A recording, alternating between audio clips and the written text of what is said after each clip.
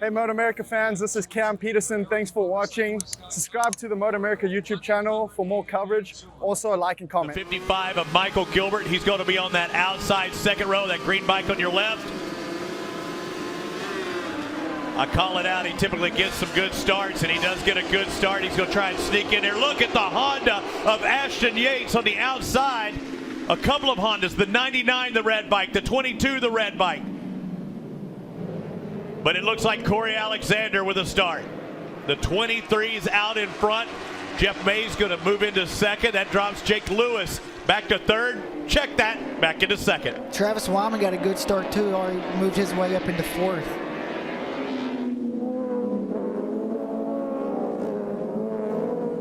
Great camera shot showing you the angle that these guys lean the bike over, the speed that they have cruising around this track.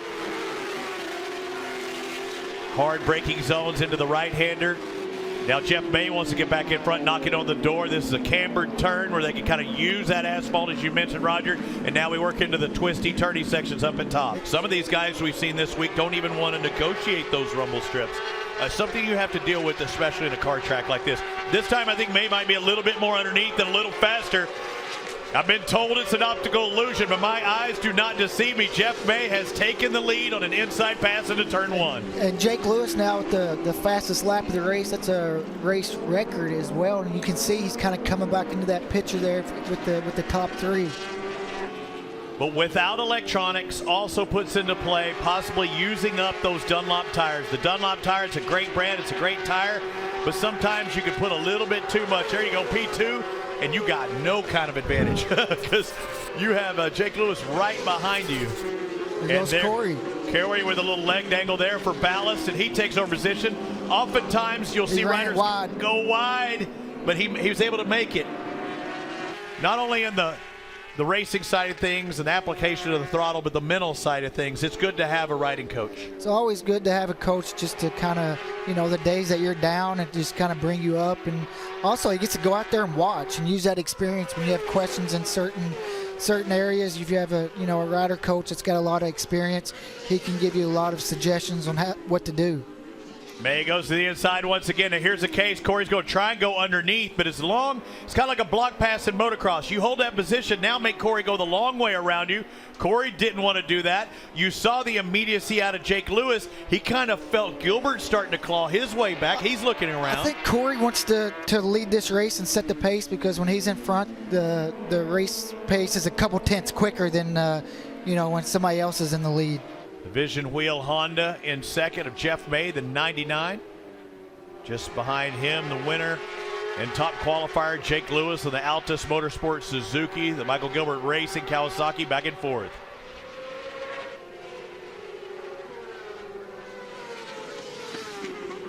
It's like Jake makes the pass into second into turn one. We talked about that double draft. Did he get a little pull? He ran wide. The real pull on that front straightaway, but you still got to shut it down. Let's see if he can make the pass in turn three. We've seen him set up a lot of guys. See, he gets such a good run. He just needs to get just inside of him, right? And he's really good at making that pass and not blowing the corner, right? Getting it slowed down right at the apex where the person can get right back under him. It might not be the fastest way around the track doing that, of course, because that's not the typical racing line, but if it's gaining you a position, now you can work on going fast. Race after race after race in 2018, 2019. We have a new leader, Jake Lewis, up in front of Corey Alexander now. Trying to go back-to-back wins for Jake Lewis at Alta Suzuki. This is kind of like what he did yesterday with 4 or 5 to go. Took the lead and tried to break away. And you can see Corey. Here's what happened to the left. This is the pass for the lead. Got a good run out of 6, and looks like Corey might have made a mistake because he passed him pretty early there. Before they were on the brakes, and you can see Corey already took the lead back in turn 1. Corey's starting to struggle a little bit, looks like, with grip. You can see the rear end of the bike. And right there, they're going to start calling that Jake Lewis turn if he keeps doing that up. But again, it puts him in the wrong position. Those out to ins work fine, and ins to outs, but again. It's worked for him, though, most often, yes. Oh, you're right about the Wiggles. Mr. Wiggles starting to show up on the Kawasaki, as well as lap traffic now. We're coming in. When you have a 36-rider field, you see that blue flag waving. That's notifying the guys, watch out, the leaders are coming up. He looks right, and oh my goodness, he had no idea where Corey Alexander was. Now you see the lap traffic. It's a wall in front of him. And you can see the blue flags, too, are out for these riders in front of him. And it's not like motocross. They do wave them out there. It looks like they're being more cognizant of it today.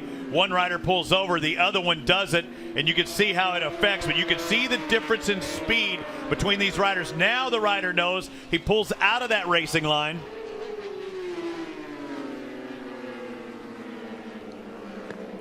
Two and a quarter laps to go. You see, oh, I thought that was May getting by. May starting to close in. Not as fast as he was. Where was he at his last lap? He turned to 1:28.0. This might get interesting. They catch these lappers by the last corner. There's 3 of them.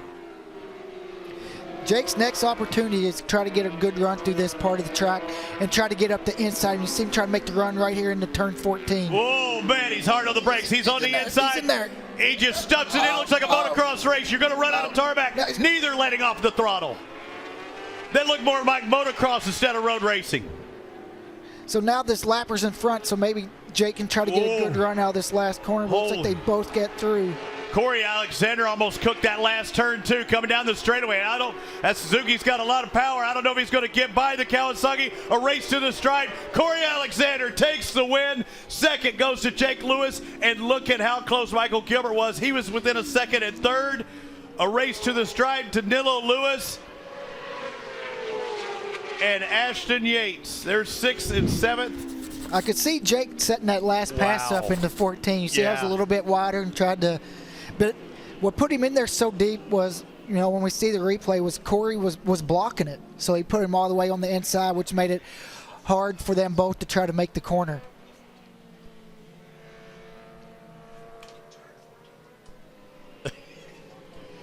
Look at them talking to each other, shaking their head.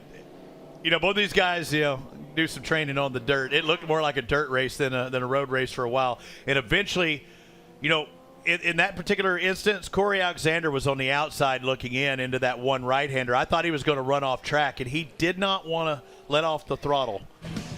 Taking a look at our results with Corey Alexander and the victory, 25 points will go to him. 0.04 seconds ahead of Jake Lewis. And Gilbert, he charged hard. He was able to get that podium, get by May at the end. But once again, we see Jeff May up in the front. Can't quite hold on, Ron. No, and Michael just charged the whole race and still looks like he's still kind of, you know, a couple tenths of lap that he was missing from the guys yesterday. Looks like he was missing it today. And what about Jeff May? Another top 5 for him. Yeah, very strong. Ashton Yates made the race and finished the race. Hunter Dunham as well. He went down yesterday, getting the top 10 today, just ahead of Wyatt Ferris.